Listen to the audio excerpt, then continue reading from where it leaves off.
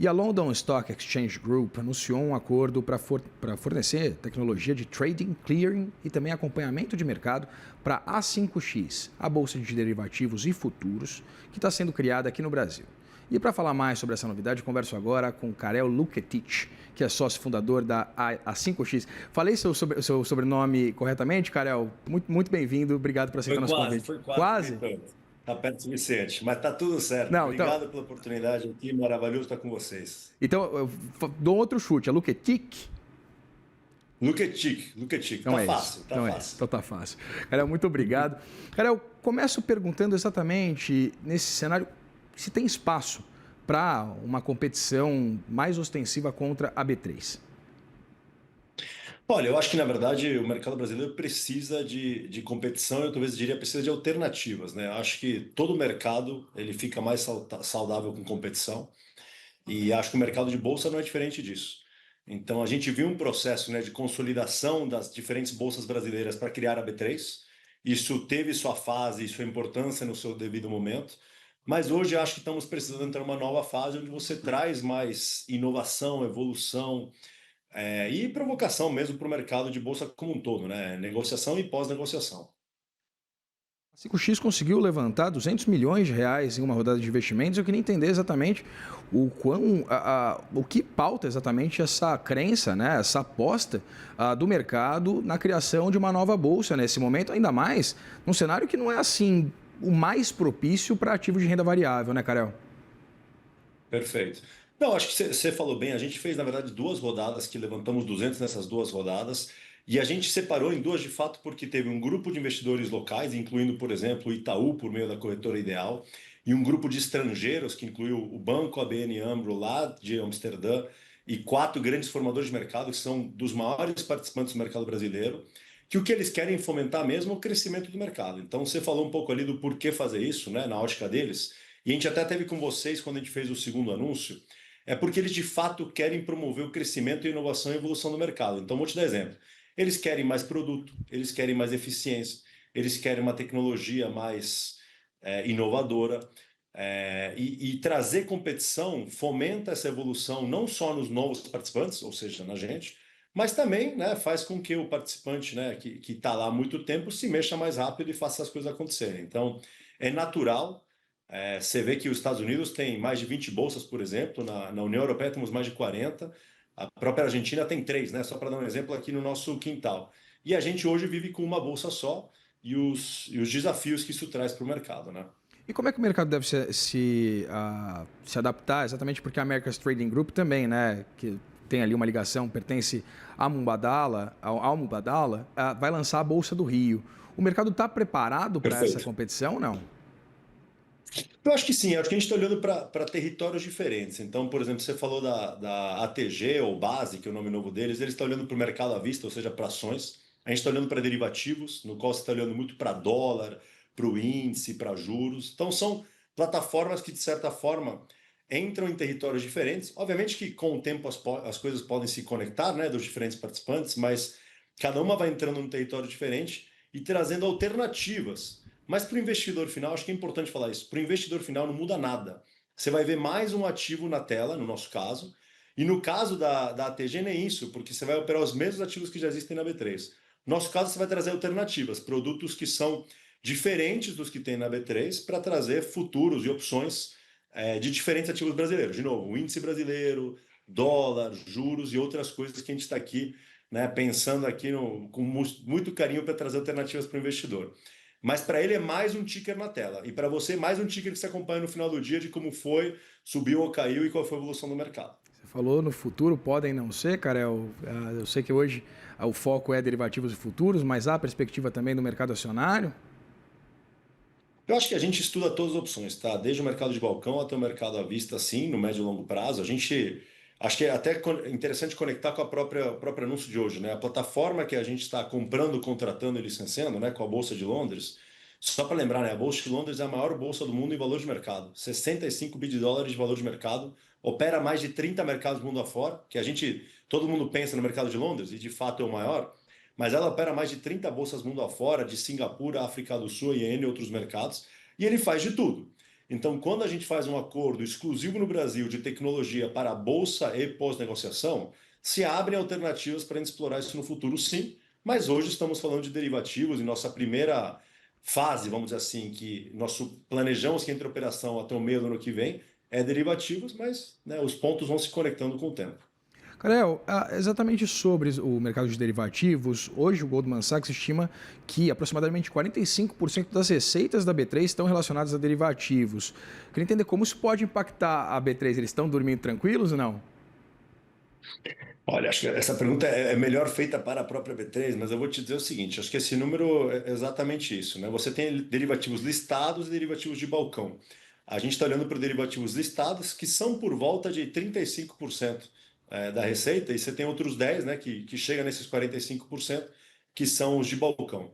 Então, de fato, eu acho que aqui, quando você vai pegando esses diferentes participantes, cada um está olhando para uma fatia, mas a ideia é trazer competição e, de novo, promover essa inovação e esse crescimento em todos os territórios. E a gente começa por derivativos listados, que é, de novo, o índice, o dólar, juros e assim por diante. Pensando nessa parceria com a Bolsa de Londres, eu queria entender exatamente esse modelo de negócios, como é que funciona essa composição e, evidentemente, também o que isso representaria do ponto de vista de algum tipo de avanço nesse mercado e também se já foi, se essa parceria já foi protocolada, já foi analisada pela CVM. Na verdade, todo o nosso processo regulatório é Banco Central e CVM, e a gente tem feito um trabalho a quatro mãos, né, a seis mãos, né, com os reguladores. Digo seis porque tem Banco Central e CVM, né, super intenso, que já vem passando, né, a gente já vem apresentando, né, os desenhos dos nossos sistemas já baseado no que a gente está desenhando com a Bolsa de Londres. Acho importante falar, a gente está um ano trabalhando com eles para desenhar os nossos sistemas e para adaptar os sistemas deles para as peculiaridades locais, peculiaridades regulatórias, peculiaridades de demandas dos próprios participantes locais, os investidores locais, e as nossas particularidades e nossos requisitos, tanto de produto quanto de capacidade, que a gente quer trazer para o Brasil. Então, é um ano de trabalho que culminou nesse anúncio de ontem, né? Para adaptar a Bolsa de Londres para o Brasil. Mas é importante falar, a gente vai operar 100%. Então, é como se a gente comprasse o sistema, combinasse esses sistemas com uma série de outros sistemas que a gente desenvolve aqui dentro de casa, ou até em parceria com alguns participantes locais, né, de tecnologia, e monta com tudo isso a nossa nova bolsa aqui, baseado nesse Londres, mas sistemas locais e sistemas nossos. Então, é uma composição que a gente opera 100%. E qual a expectativa de prazo para a obtenção dessas licenças e também o início das operações? Olha, deixa eu pôr dessa forma. A gente está trabalhando para estar prontos para testar nossa operação até o final do ano, que inclui, se fizer sentido para o regulador, também estar prontos para testarmos com eles, tá? E estar prontos para entrarmos em operação no segundo trimestre do ano que vem, que inclui, de novo, esses processos que vão a quatro mãos com o regulador. Obviamente, eu não dito o prazo do processo regulatório, mas o que eu posso te dizer é que a gente tem sido muito bem atendido pelos reguladores em todas as diferentes esferas. As discussões são de altíssimo nível. No final das contas, estamos falando de uma estrutura essencial de infraestrutura para o mercado financeiro brasileiro. E a gente tem tido conversas super frutíferas, mas, de novo, tudo no seu devido tempo e a gente está super animados com como tudo tem evoluído até aqui. Pensando um pouquinho na liquidez, cara, a gente vive um cenário bastante restritivo do ponto de vista de política monetária, né? Juros, com essa expectativa de que a gente atinja uma Selic de 15% ao ano na reunião da semana que vem. Com esse cenário, evidentemente, ativos de renda variável, né, como os próprios derivativos, eles podem, inclusive, ser impactados Sim. exatamente por essa ausência de liquidez. Eu queria entender exatamente essa perspectiva do início dos negócios, das negociações da Perfeito. 5X e, evidentemente, também um cenário que a gente consiga pensar a longo prazo. Perfeito. Olha, acho que você falou bem, acho que tem que sempre casar a visão de longo com a de curto e médio prazo, né? Então a gente está olhando para um ciclo de 10, 20, 30 anos e a demanda que existe sim no Brasil para você ter mais inovação, mais produtos existentes para o investidor brasileiro. Acho que é importante falar aqui, né, que existe com certeza espaço para ter mais que uma bolsa no Brasil, tá? Eu não tenho dúvida nenhuma para isso. De novo, a gente deu uns exemplos aqui dos Estados Unidos, deu exemplos aqui da Europa, mas o México tem mais de uma bolsa, a Argentina tem mais de uma bolsa. Os principais mercados mundo afora, na verdade, o Brasil é uma exceção, tendo só uma bolsa. A Austrália tem múltiplas bolsas, enfim, estou dando alguns exemplos para dizer que aqui, que de fato, a entrada de novas bolsas ela independe do momento de mercado atual. Ela olha para um ciclo de longo prazo e para a necessidade, sim, de você ter alternativas, de você ter novos produtos, de você ter inovação em tecnologia e como tudo isso aqui flui para os investidores e, de fato, fomenta a liquidez, tá?